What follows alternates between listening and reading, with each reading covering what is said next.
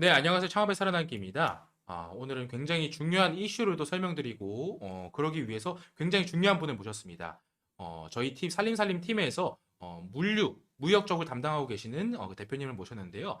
중국 이후 시장 뭐 아시죠?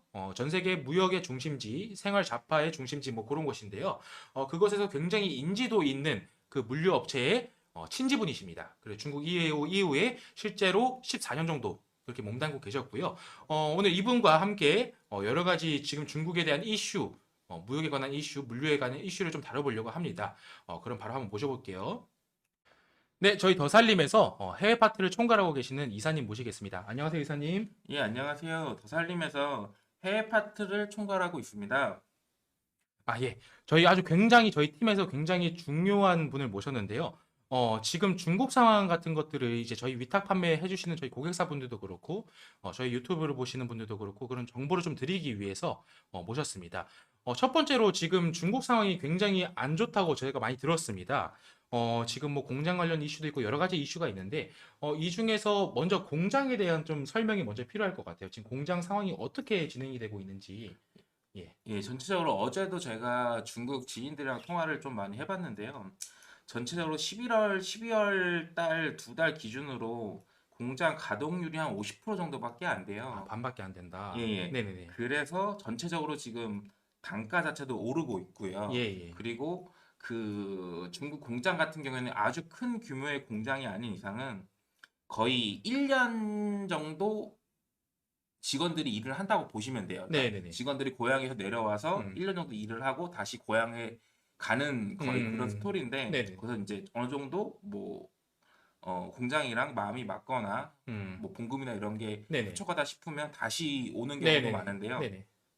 그래서 지금 11월 달, 12월 달 음, 직원들이 다 고향으로 가려는 생각을 많이 하고 있어요. 그 이유는 음, 뭐냐면 중국에서는 보통 기본급이 있고요. 예, 예. 그러면 자기가 일하는 만큼에 따라 갖고 음, 추가 봉급이 붙거든요. 예, 예. 근데 한 달에 50% 정도밖에 일을 못 하니까 예, 아, 봉급도 이가 그만큼 메리트가 없다. 그쵸 네네, 줄어들겠죠. 네네네. 그럴 바에는 그냥 12월 음, 달쯤부터는 그냥 고향에 들어와서 쉬는 것도 많은 사람들이 생각을 하고 있더라고요. 네네네. 예.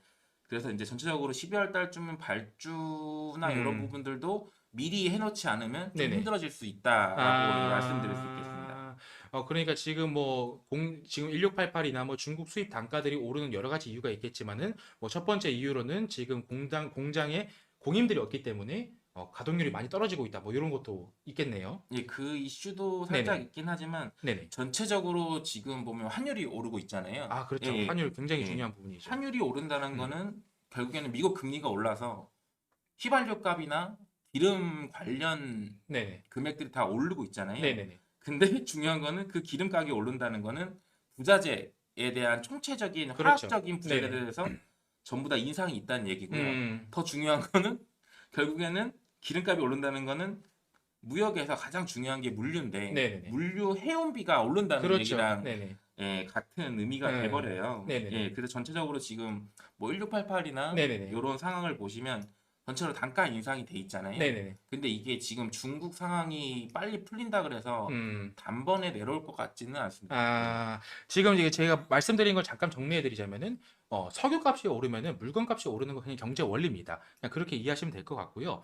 지금 1688에서, 단가 장난질을 엄청나게 많이 칩니다. 이게 무슨 말이냐면요.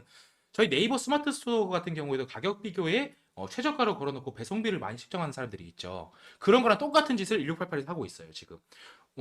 단가로 봤을 때는 이게 최저가네 하고 들어가서 주문하기를 눌러보면은 뭐 운임이 개당 제품 하나당 뭐 5위안씩 붙고 뭐 이런 식으로 지금 발생이 되고 있는 거죠. 요거 모르시고 지금 수입 에이전트로 이제 맡기시는 분들은 요거 모르시고 주문하시면은 운임 폭탄 나올 수 있습니다. 그러니까 조심하시고요, 그런 부분. 지금 그런 부분들이 많기 때문에 지금 중국에서 수입해오는 단가들이 굉장히 불안정하다. 이렇게 좀 설명을 드릴 수 있겠습니다. 그리고 해운 물류 같은 경우도 지금 서울값이 많이 오르면서 많이 CBM 단가가 올랐죠. 예, 그럼요. 지금 보면은 기존 음. 해운비만 해도 CBM당 한 5천 원 이상이 오른 금액. CBM당 예, 예. 50원씩. 그래도 네네. 업체별로 상황이 다르겠지만 네. 그나마 큰 업체들은 큰 물류 업체들은 조금 네네. 더 저렴하긴 해요. 네네네. 그래도 최소가 5천 원 이상 오른 금액이고요. 음, CBM당. 봤을 음, 때는 그 밑에 같은 중간 물류 같은 경우에는 네네. 훨씬 더 많이 올랐겠죠. 예. 아, 이 CBM의 개념에 대해서 잘 모르시는 분들을 위해서 CBM은 가로 세로 높이가 1m, 1m, 1m씩 되는 그런 부피, 해운 물류의 부피에 관련한 그런 단위입니다. 그러니까 1 CBM당 보통 얼마로 단가가 책정돼서 해운 물류비가 나오게 되는데 이게 지금 5천 원씩 인상이 되면 굉장히 큰 인상폭이거든요.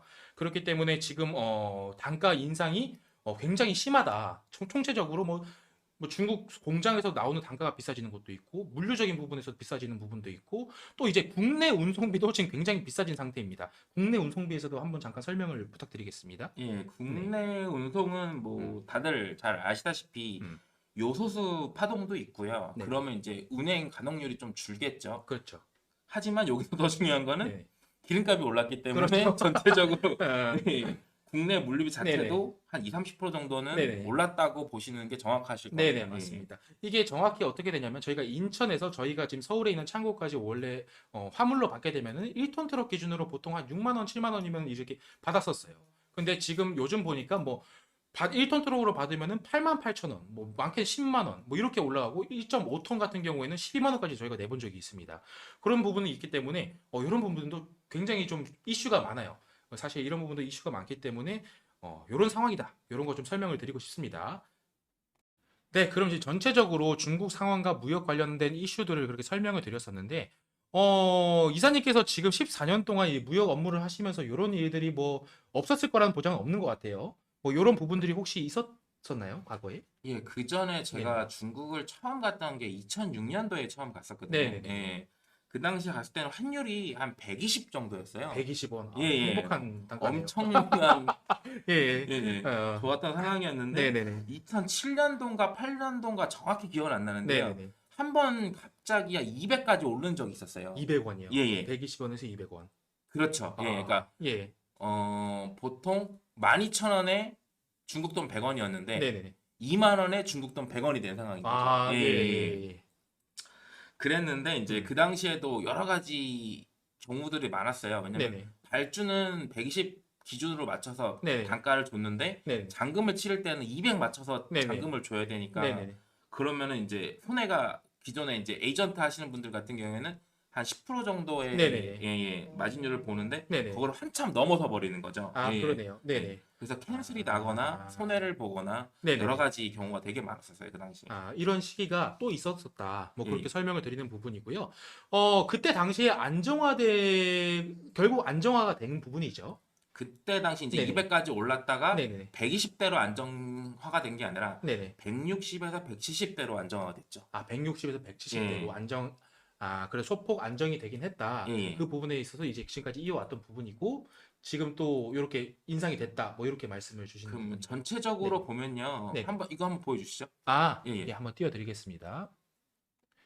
이게 전체 환율 미국 금리를 봤을 때는 네. 거의 한 3, 4년 기준으로 같은 그래프를 그려요, 보통. 그러네요. 지금 그래프가 보니까 예, 예. 지금 이게 이렇게 10년 주기 네네, 그래프인데 네네네, 한 3, 4년 기준으로 같은 그래프를 그려서 네네네, 보통 무역 오래 하시거나 에이전트 오래 하신 분은 거의 다 알고 계실 거예요. 네네네, 예, 알고 계실 텐데 전체적으로 봤을 때는 지금 현재 상황도 같은 그래프의 곡선상에 있긴 하지만 아, 예, 저희가 코로나 때문에 한 2년 정도 음, 미국에서도 저 규제 금융을 많이 풀었잖아요. 네네, 전체적으로 지금 금리 인상폭은 그때보다는 더 큰 것 같아요. 네네네. 예, 예. 그래갖고 안정되는 시기는 저는 한 내년 초반 정도로 내년 좀 초반 정도. 보고 있어요. 환율은 그 아, 전에 네네, 떨어질 텐데, 예, 네네네. 예. 예. 전체적으로 뭐 물건 가격이나 이런 게 이제 음, 그 전에 올랐던 것들이 재료가 남아있기 네네네. 때문에 아마 그 정도는 돼야지 어느 정도는 좀 아, 안정화가 되지 않을까.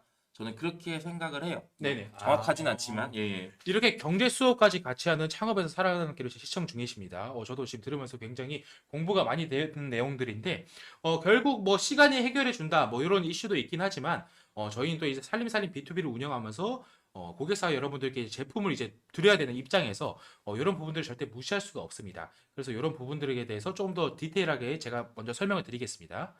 네, 이렇게 저희 더살림 이사님과 함께 이렇게 중국 물류와 이런 부분들에 대해서 좀 이슈를 나눠봤었습니다.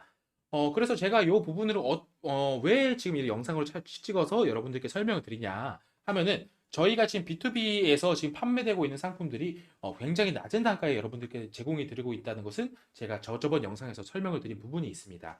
사실 저희가 지금 골드 단가, 그러니까 실버 단가가 있고 골드 단가가 있는데 골드 단가로 여러분들께 이제 제품을 보내드릴 때는 거의 뭐 하나 보낼 때마다 적자에 가까운 그런 수치를 기록을 하고 있습니다. 그렇기 때문에 저희는 일단 뭐 자원봉사를 하는 게 아니고 이윤을 추구해야 되는 기업 입장에서 굉장히 좀 힘든 상황이에요, 사실은 지금. 그렇기 때문에 단가 인상이 아마 예정이 될 것 같지만 지금 당장은 아닙니다.